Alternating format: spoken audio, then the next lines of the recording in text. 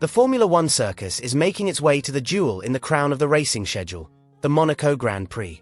Glamorous, showy, and brutally narrow streets, this is a race that promises to bring more than mere usual excitement. New regulations, inclement weather conditions, and intense rivalries mean that the 2025 Monaco Grand Prix might end up being one of the most tactical and captivating races of the year. This year, the Monaco Grand Prix is introducing something we've never seen before on this circuit: a mandatory two-stop strategy. For years, Monaco has been labeled as a race won almost entirely through strategy rather than overtaking. With such limited passing opportunities on track, pit stops and qualifying have always been the main determining factors. But that's about to change in 2025. The FIA has come up with a significant change. Every team must now pit at least twice during the race and run a minimum of 3 different sets of tires. These include slicks, intermediates, or full wets based on the conditions. If the rain does not come, motorists will be obliged to employ no less than 2 different dry compounds, of which one has to be either the medium or hard compound because of their specific purpose in this rule. Disobedience of this rule can be punished severely. The driver that does not comply with the tire usage will incur a 30-second time penalty on his race time. Disqualification from the final classification may even occur in certain cases. The message is clearly given: tactics have to change, and errors may be expensive.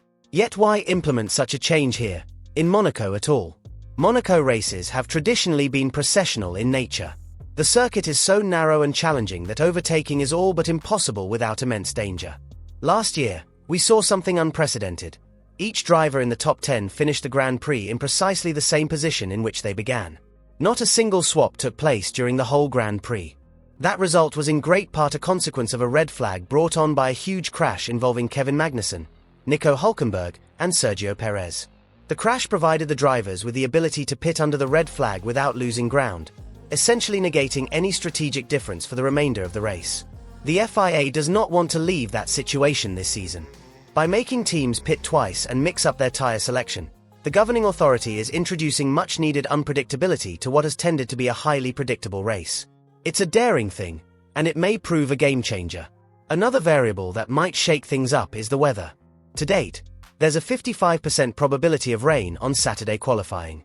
And in Monaco, qualifying is king. With overtaking almost impossible, grid position determines race result.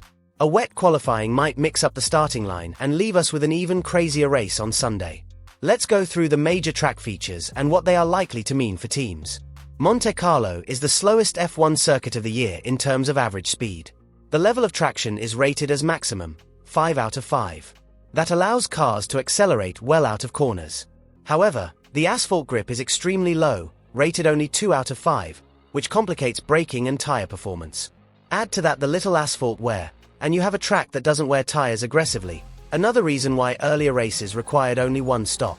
Downforce demand and the evolution of the track, however, are at a 5 out of 5. That translates to the track getting very grippy quickly as rubber gets laid down over the course of the weekend. Drivers will experience significant lap time improvements from early qualifying attempts to the ultimate Q3 shootout, where fractions of a second count. But strategy may now carry as much importance as qualifying. This 2-stop rule makes teams think fast. They'll need to weigh up undercuts, overcuts, tire conservation, and possible weather swings. Let's discuss what this does to the main players. McLaren is coming to Monaco, arguably the most informed team. Its car particularly handles well in high downforce conditions and low-speed corners, just what Monaco requires. Both Lando Norris and Oscar Piastri have demonstrated strong speed of late. But this Grand Prix may bring a new challenge: internal strategy disagreements. We witnessed it at the Hungarian Grand Prix when McLaren's race engineers made questionable tactical decisions, causing tension and confusion between the 2 drivers. In a race where pit stop timing is important, will McLaren jeopardize team harmony again? On the contrary, Red Bull and Max Verstappen excel in mayhem. The current world champion would be salivating at the thought of meteorological uncertainty, imposition of strategy, and teammate competition. Red Bull has indicated that the Drivers' Championship is their only priority this season, so Verstappen will take precedence. That provides Red Bull with a significant advantage. They are only having to deal with 1 driver, whereas others might be having to manage 2. That simplicity could be worth it in a race where milliseconds make a difference. But don't count Ferrari out yet. The Italian squad arrives in Monaco as the latest Grand Prix winners, courtesy of Charles Leclerc's long-time coming victory. Still, Team boss Fred Vasseur even concedes qualifying has been their weak link. In his view, even when we're good in the race, we're still behind in qualifying. He also pointed out Monaco is a different animal. Tyre preparation and one-lap performance are top of mind. Ferrari is banking on their rapid pit stop performance to gain an edge. In Bahrain, they clocked the fastest stop at exactly 2 seconds. If they can repeat that under pressure, they might just leapfrog rivals during key strategy phases. Still, Ferrari's challenge remains the same: how to get both drivers into strong grid positions on Saturday. Without that, even flawless pit stops may not be enough.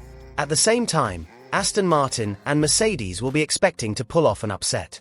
Monaco's special characteristics have a way of bunching the midfield. One lap of genius or a well-executed pit stop might propel them into the running.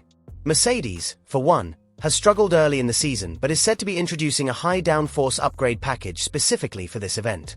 If it pays off, Lewis Hamilton or George Russell might manage to make it onto the podium. And as for Aston Martin, Fernando Alonso's track experience through the Monaco streets might be brought into action. He's been proved in tyre management and rain condition optimization. If the rain strikes, he will surely be in the running. But let us not forget one last wildcard: the weather forecast. A mixed conditions race or qualifying, like the one we experienced in Australia, could turn everything on its head. The danger of a wet-dry change adds that much more importance to tyre selection. Put the wrong compound on at the wrong time, and a driver might lose the race there and then. With the narrow nature of the track and minimal overtaking opportunities, any error would also engage a safety car or red flag, which is another variable added to the mix. Synchronizing your pit stops around those interruptions will be what makes the winners and losers. And here's the most fascinating part. For the first time in a long while, this race may come down not just to the fastest driver, but to the smartest team. Can McLaren outmaneuver Red Bull in a strategic chess match? Will Ferrari's pit crew make up for their qualifying struggles? Could a dark horse like Alonso steal the spotlight? Every team knows that Monaco doesn't forgive mistakes. With the added pressure of a mandatory two-stop strategy and potential rain, this year's race could produce a completely unexpected result. One thing's for sure, fans are in for a treat. Whether it's strategy battles, tyre gambles, or rain-induced drama, the 2025 Monaco Grand Prix promises high tension and high stakes. It's time to think fast and act faster. So, who will dominate Monte Carlo streets this year? Verstappen, using Red Bull's dedicated strategy? Or will McLaren's sheer speed translate to a win? Can Ferrari spring a surprise?